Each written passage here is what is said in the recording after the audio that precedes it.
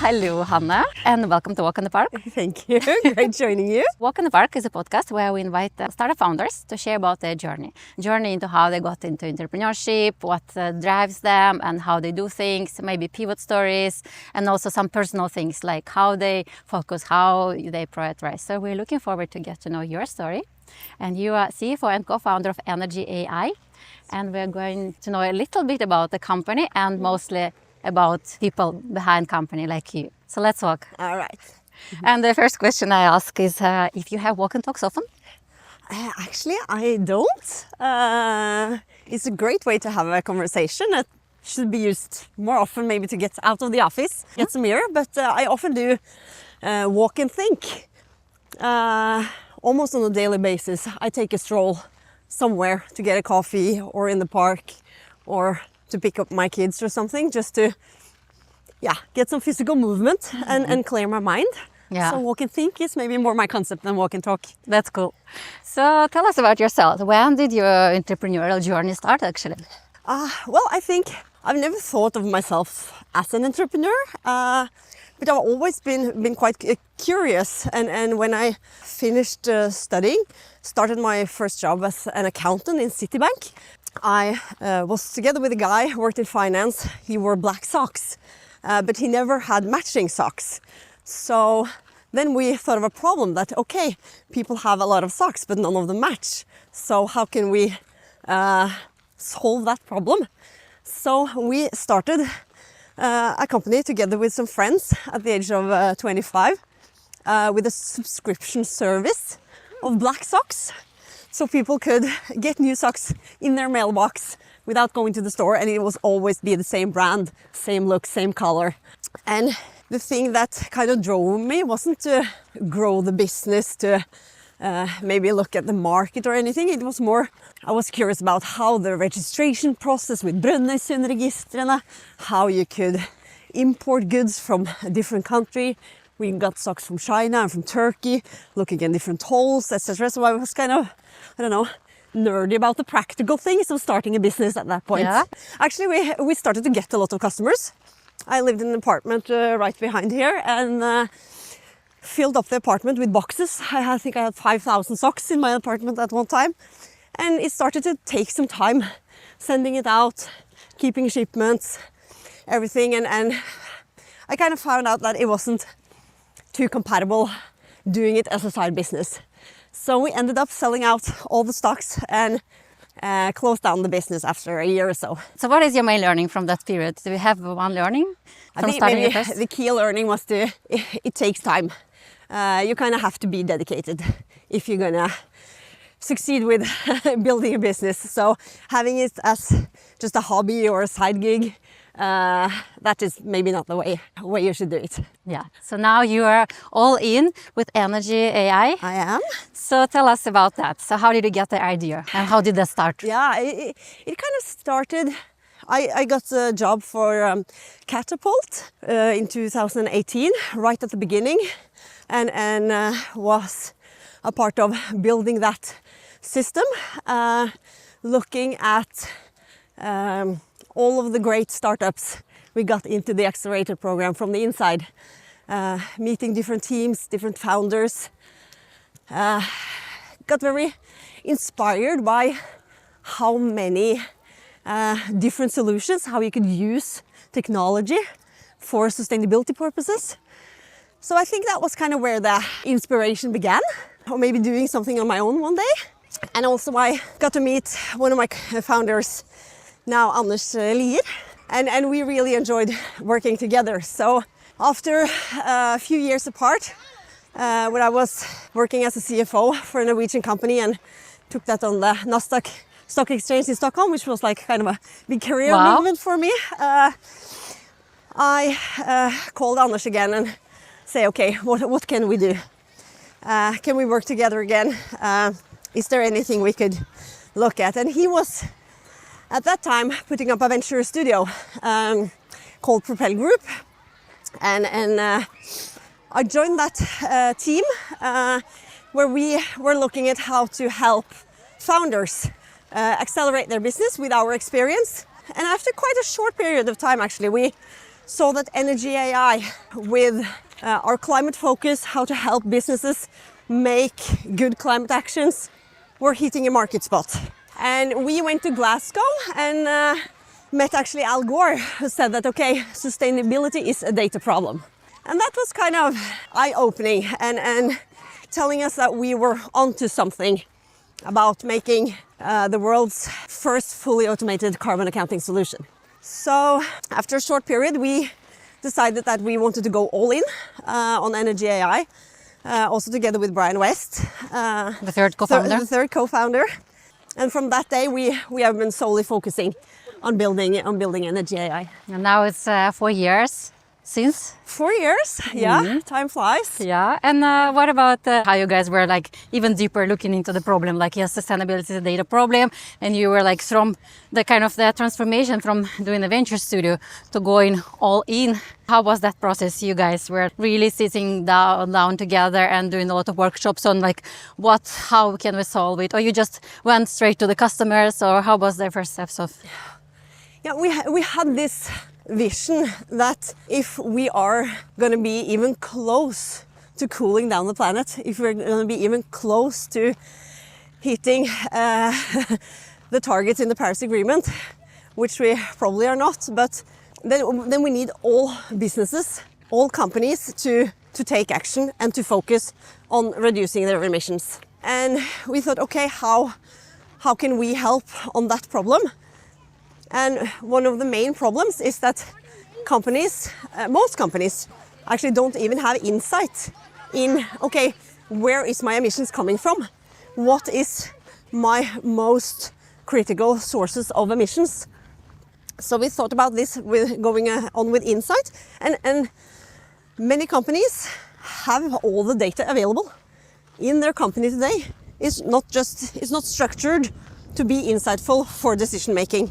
And I, as an accountant, an accounting background, and the finance part is one of the most critical part when you are going to do the climate accounting. We saw a way and a path on how we could go about to make this solution. And then our vision was to democratize climate accounting for all businesses.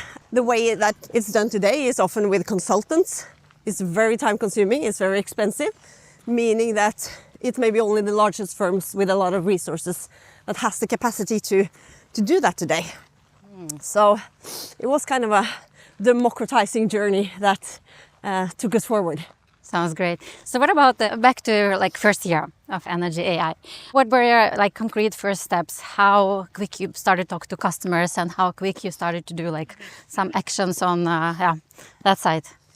Yeah, we started very early on talking to customers and partners because we very early or from the beginning had a global ambition. So we want millions of customers on the solution, meaning that we knew quite early we needed partners to scale. So we started to partner up with accounting firms, consulting firms, and other companies with a lot of customers and a lot of muscles to take our product out. So a partner strategy has been there from day one. We also had a strategy to get people who had done a similar journey on board quite early. You mean now as employees or as partners? Advisors, as investors, and as our network to get out of the starting block and to learn from their experience. Was it easy to land first partners? So how was the market at that time? Was it mature enough, or was it like you used a lot of energy and time to educate? I think the market was not very mature. So I think we've spent a lot of time educating and learning the market. That has been hard, knocking thousands of doors and kissing a lot of frogs. But I think that the awareness in the society, the governmental regulations, which now have gotten a bit of a setback, but I think that helped us also along the way, year 2, year 3 into the journey. And if you can try to remember, what was the biggest challenge in the beginning of the journey? Was it those process with partners, or was it something else? Like, what is your experience? I think maybe the main challenge is that you're very few people in the beginning. It was, of course, us three co-founders. We had technical resources, our developers, but finding a balance between building a product, working in the market and customers, and also fundraising, always at the same time, definitely the biggest headache. So how did you manage that? And you personally, what were you like looking into? What were you doing personally? I know founders do everything in the beginning. Yeah, absolutely. But what is your personal? For me personally, I think it was, or what I was doing, absolutely everything. I'm also the CFO of the company, and CFOing is probably what I do spend the least time on, because I've also been a lot out with the customers and the partners. I think everyone in the company spends a lot of time in front of customers. I think that's crucial. I think that's kind of key number one. Spend as much time as possible out together with the customers, in front of customers. And even though if they don't become a customers, you probably learn something about what their needs are, what their problems are. And if you talk to a lot of customers, you start to get insight also in terms of where you maybe should move your product or what features that would open market potential for you. So talking to customers is what we definitely spend the most time on. And about that you mentioned that the main challenge is probably because you are not many people. How do you manage those with a small team? I think one of the most important assets we have is that we are three founders. And at least in the beginning, we were very good at calibrating each other. We have a very tight cooperation. We are very open to each other. We have a lot of respect for each other. So we dare to argue and disagree. And we also help each other prioritize, because it's very easy to be super excited about an opportunity, an idea. And Anders Lier especially, he has a lot of ideas all the time. And for us to collectively help each other to prioritize the right things to focus on. I think we've been quite good at that. But how do you do that? Like in practice, how do you do? You do like monthly, weekly, daily talks, workshops? In practice, I have 2 routines every morning. It's almost a ritual. I deliver my kids, get in my car, I call my mom for 5 minutes just to talk about the weather, the kids, you know, like daily stuff. And then I call Anders Lier and we talk about, okay, what are the topics of the day? What should we prioritize today? What do we need to get done? Is it anything from yesterday that we should have get done? So we calibrate every single morning. And you think this is working good? This is what really the secret? It works for me. Wow. No. Yeah, no, but I think that we are all the time super aligned and very informed. I think that's the key. And alignment is one of the biggest topics these days. I feel it's kind of growing and growing, and many founders on that podcast and everywhere else is mentioning this is the, as you say, the key. And if we're not aligned, then this is why the company is not working. This is why we're not growing, because we just not going in the same direction and people have different motivations. So did you guys also spend a lot of time in the beginning of the process when you were like first decided to be co-founders? How were you building this whole process of, okay, we will be working together? What's the next step? How do we do that? We need to know each other better, or how do we test if that's working or not? I think, of course, we were lucky to have our history in Catapult, so we knew that we were extremely complementary and worked very well together. We're pulling out the best of each other, and with Brian West also. Being 3 people, we have spent a lot of time to get to know each other, not only what we've done or what competences we have, but also really deep in terms of personality. So we have this wonderful guy called Rolf Olsen. He's a priest and a psychologist. So he's done a 360 evaluation on all of us, and we also use him for recruitment. And we've used his insight and knowledge, and he's facilitated sessions and workshops where we really can be open and talk about, okay, what's thriving me, what's challenging me, when do I respond positive or negative, what gives me energy, what takes energy. All of these things that in the daily needs to work.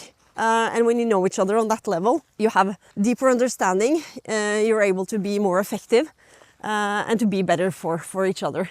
And having that foundation, we go into conflicts with a common understanding of maybe where the problem is coming from.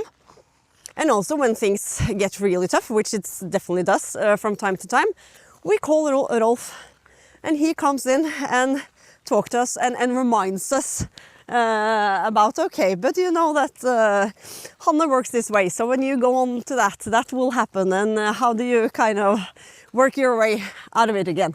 So he facilitates also like conflicts or problems that we when you don't agree on bump into. Because it's not everything that you're able to maybe figure out yourself. That sounds like amazing tool. I want you to go a bit back into your career path. So between the two businesses, you've done pretty much impressive stuff. You mentioned some of them, a company on the IPO process, right? And also working in Citibank in the beginning. So closing down the first company and then building your career and your path. And you were not planning to be the entrepreneur, right? That was not the thing you were thinking you want to do. So what was your strategy there and how you've done things in between? No, I've never thought of myself as an entrepreneur, but I've always been very curious and eager to learn things. I like to build things or change things, but most of my career I've been in the corporate world. And finance and economics has been my profession. So I kind of traditionally built that career, starting as an accountant, moving on to controller positions, and then at 30 I got my first CFO job, and one of my biggest career goals was to be a CFO for a listed company, and I got that opportunity, which was super exciting to do the IPO and dinging the bell, but being a CFO for a listed company is a lot about reporting. So after a period I found that even though that was one of my career goals, it might not be where I wanted to stay or end up. And that's when I called Anders and we moved back together to build business. So, but I think my career has been more of building the traditional career ladder in corporate within finance. When is that coming from? Is that some kind of the society kind of think that this is how you're supposed to do that? Or is this your family thing? Or is that your big dream? Or is that a combination? What do you feel? I've always liked numbers and always been quite driven. So I'm not sure what external sources that has impacted me to those choices. It has come quite natural to work hard, to move on, and okay, what's the next step, and then taking those opportunities that has come along the way that will help me build that career.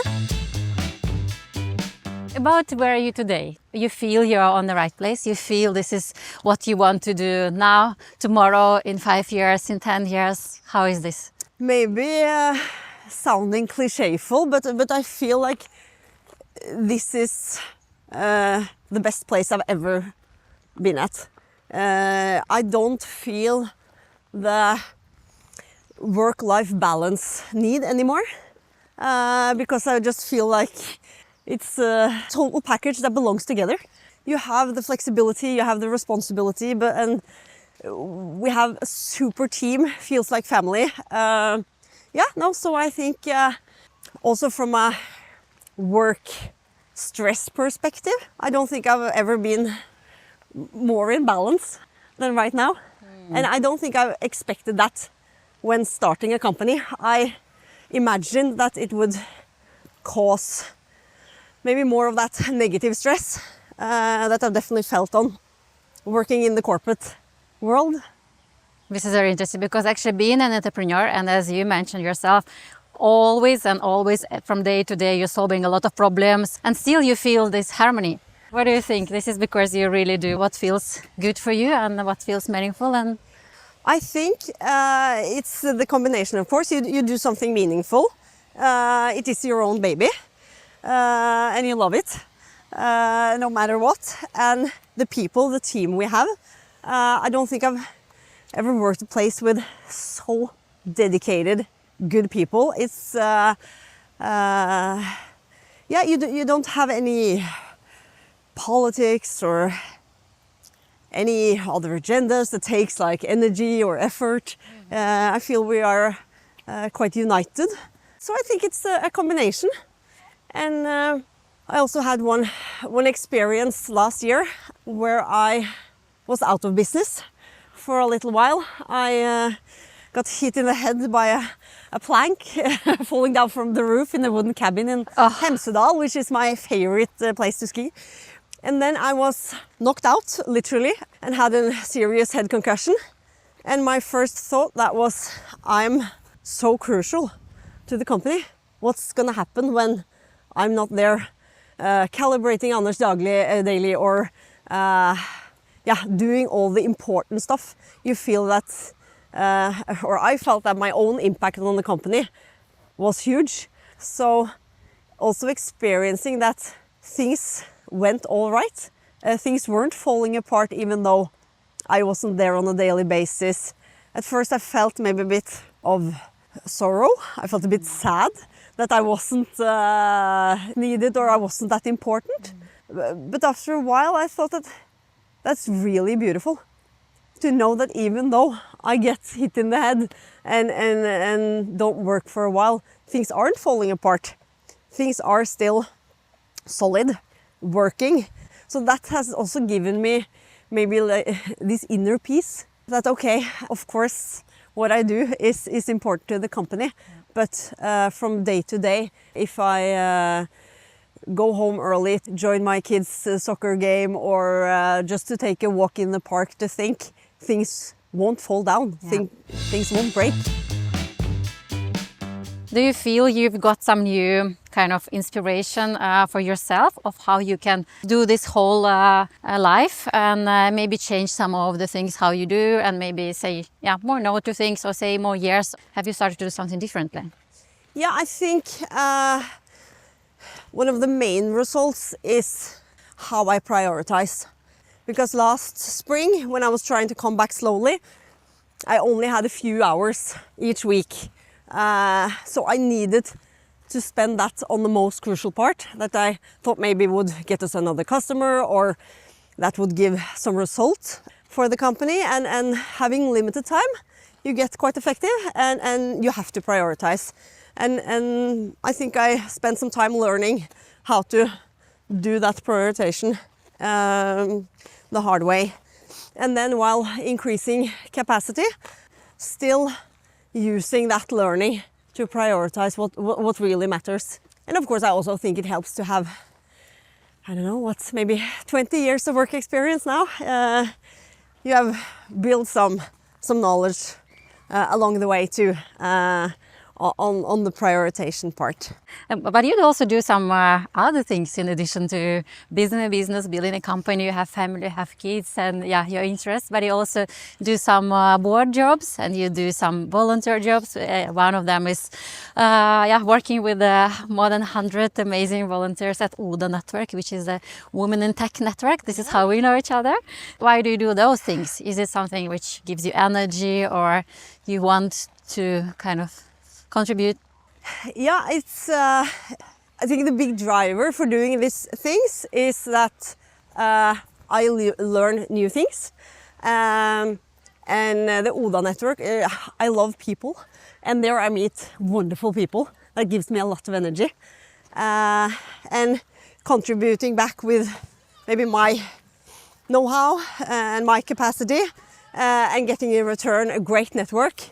And also learning to see how a volunteer organization works, which is quite different from a commercial organization. So that is a super interesting learning for me too. And it's been the same with other board positions that I've had. It's very meaningful to learn how other organizations are solving their problems.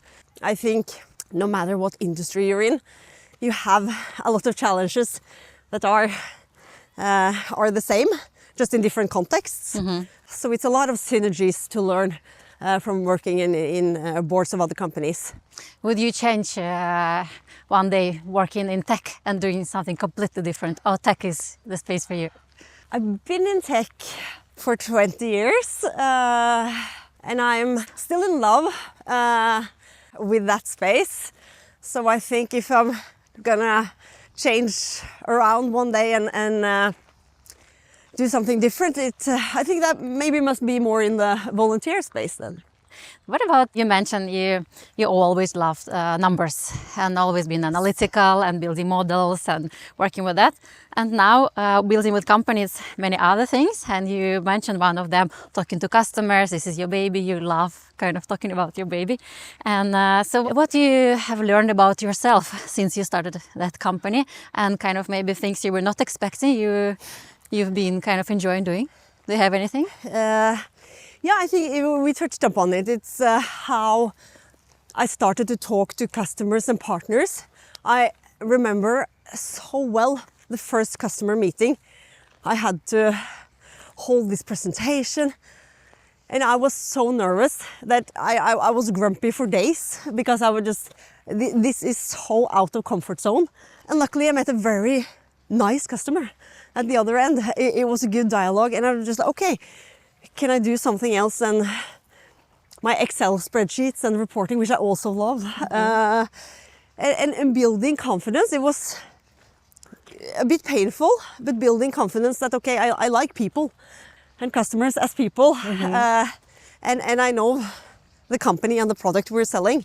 So building confidence over some months, then owning our outbound campaign for a period of time, like really hardcore sales. It's I didn't expect that I would enjoy that kind of work as much as I actually do. I think that's a new learning. And also you mentioned you like people, you just said that now and before as well. So people and culture, and building a culture in a startup. What is that for you? And also, do you see any learnings or differences between working in a corporate world and building a culture and like there? But also compared to now, a startup, how do you do that and what is the most important for you?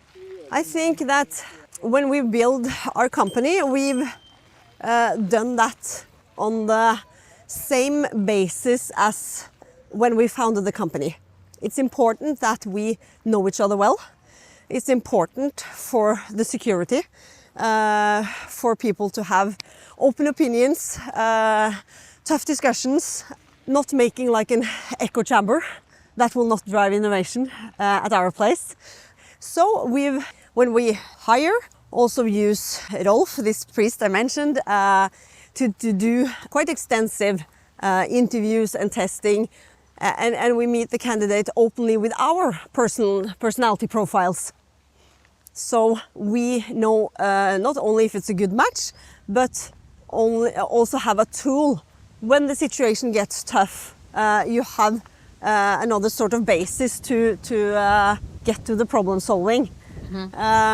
We go to the gym every week together. Really hard workout. It's nothing like sweating alongside with your colleagues. No, but I think, of course, physical health is super important. And we do this in work hours once a week.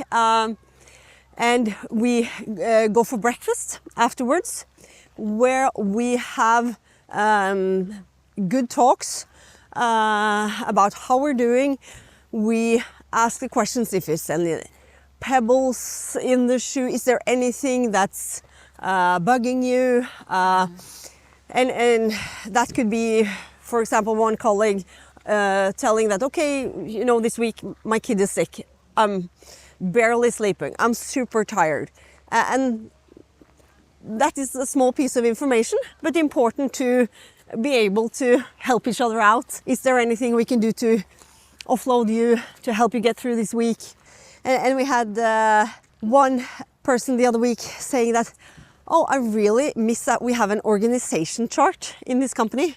And I was just like, oh, okay, we're 20 people, we're not that many. I thought it was very clear to everyone that's what everyone was doing, but of course... This is great, it's been said. It's great, and then, okay, that doesn't take long. That's a quick fix. And we have an organization chart now, and if that helps, it's so cleaning out like small or bigger things. I think that's a great arena when you kind of sit down over coffee after a workout, low shoulders, and building this trust for each other. And you also have a lot of challenges. I saw some pictures. You guys do this on these weekly trainings. You do some challenges and you support each other, empower each other. Looks like that. We do, and we also done a quite extensive program on mental health that we weekly have had assignments and tasks for everyone to reflect on their values, on their goals, on their targets in life. Personal and with the company. And we've been going through Hell Week, which is a concept from Bertrand Larsen, where you're supposed to be the best version of yourself for a whole week. You get up 5 every morning, start with workout, only healthy food, no TV, and you're gonna be the best version for your family, for your colleagues, and you're gonna do all the boring tasks, the things you have delayed. You're gonna be like a power person for a week. For a week, yeah. And how did it go? Well, it was very extensive, and I think the biggest challenge was the one where you're not supposed to sleep for 24 hours. Okay. So this year's edition, we're going to remove that part because we know that sleep is a quite important part. Yeah, but it also has a challenge to see, okay, what can you do as a team? And then we were, and it's kind of, you push your limits and your boundaries together, building great team spirit. And for you personally, have you learned anything new about yourself, about your limits, about your potential after that? I don't know if I learned anything new, but it's... how did it feel? No, it's kind of eye-opening that if you just, again, focus and prioritize, it is quite impressive how much you get done. When you kind of remove the noise because, okay, I'm going to focus on a short limit of time, it's a week, you can do it. And I know that I've always been a morning person, so I always like to go to the gym in the morning. But many of my colleagues said that, okay, that's a habit I want to actually implement. I'm going to get up earlier in the morning. I will go to the gym a few times a week in the morning because that gives me a better start of the day and that improves my life quality. So. But did you manage to be this better person everywhere? In the family, at home, with yourself, at work, or was it a bit of difficult? No, personally? Absolutely difficult, because I think as human beings we tend to quickly fall back into our normal going. But it's a cool challenge. We did something we never done before, and we did it together, and built even stronger team connection. Yeah. The fundraising strategy or experience. Some startups choose to go VC, venture capital way from day one. Some companies choose to bootstrap or do something else. So you guys started as a 3-person. You said you were actually, it kind of was pretty intense for in terms of resources.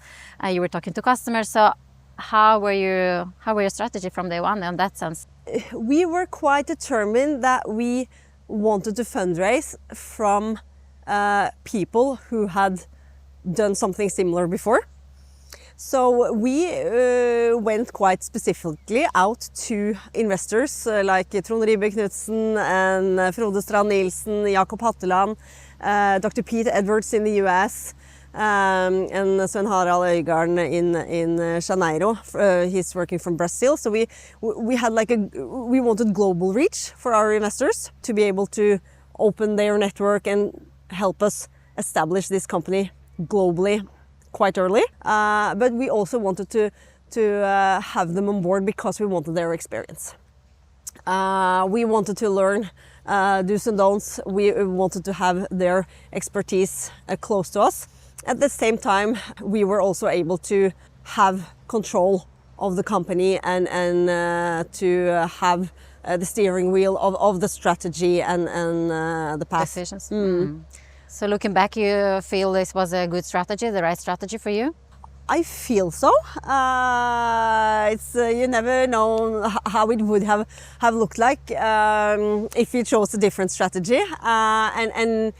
We were actually quite close to onboard a VC company, one of Europe's largest VCs. Actually, it was quite early. We were doing the seed round, and we were going to raise about $3 million.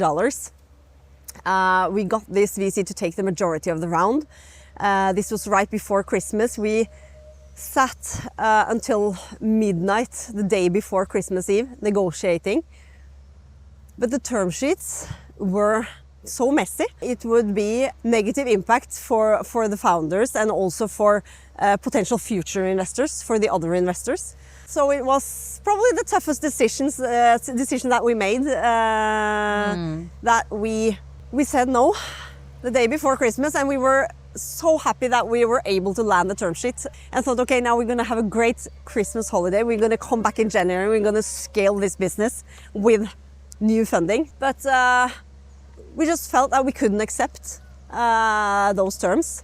So we walked away. That was, heartbreaking at the time, but we managed to fundraise with other private investors, and also one of the people on that VC team invested on private capacity in that round. So I think we That's had a great sign. Yeah, that was a great sign. But So we feel that we've been able to have a good control of the company, but we had so many advisors and backers that has helped us. So I will say that we're very happy with the fundraising strategy that we made. sounds very impressive, and also this is a tough decision. But also you show the example of things you can always find a way. You can always find another way. So what is that? How is that important for you, and how do you think for founders in general, building supporters and people around you, is it like crucial? And also, are you good at asking for help, those supporters? I think that we have been quite good at using our backers and using our network to build our business. And I also think that we have been quite good at evaluating what network that can actually give us the opportunities, that can give us business, can result to customers or to partners. Because networking and being on stages, you can spend all your time doing that, but spending right amount of time and spending it on the right people that also can help you build the business. I think that's important, and one thing that we've been quite good at. Building business, the global business from day one, out from Norway. What advantages you see we have, people building business here from Norway, to do it globally? What is the leverage? I think for us, a huge advantage has been that we have come quite far when it comes to digitalization. We have, our companies have a lot of data that has enabled us to build digital and technical solution that is state of the art, because we had a lot of data available with AI, with machine learning. So to test bed our solution here in Norway has been brilliant. And then when we take it abroad, we know that we have a solid foundation to do country specific adjustment on. So I think our competitive advantage coming from Norway is to take advantage of our digital matureness. You've mentioned some of the routines and things you do, and that was a great example about you guys actually do it in the company level as well, both mental training, physical training, and you mentioned you do training as well. And so what other things you do to recharge, and what help you to stay grounded when you need that? Yeah, I'm absolutely into training, and I love like high intensity training, running or you do skiing, you do I do random, skiing, I do downhill biking. everything with speed. But if I'm really, really tired, I take it down and I use yoga, Bikram yoga, as my absolute source of inner peace. So that's my go-to when things are really noisy and stressful. And the last one to close it up. So the advice or a piece of advice you could give to young entrepreneurs in the beginning of their journey, maybe thinking of a girl like you when you were in the early days of your career and thinking of starting a company or doing something big, meaningful. What would you tell them? I think if you want to start something and build something on your own, it's important to have someone in your corner. I must say that having co-founders is a blessing. I am so happy that I don't take all the decisions by myself or have to feel on the responsibility all by myself. But even though if you don't have co-founders, you can have advisors or friends or family mentors, but finding people who maybe have some experience with what you're gonna go through and they've been through that journey. I think that's one piece of advice, and also learning 80% is good enough. Not burn out on 100%, but most of the time 80% is good enough. That's a great ending. And thank you so much. Thank you.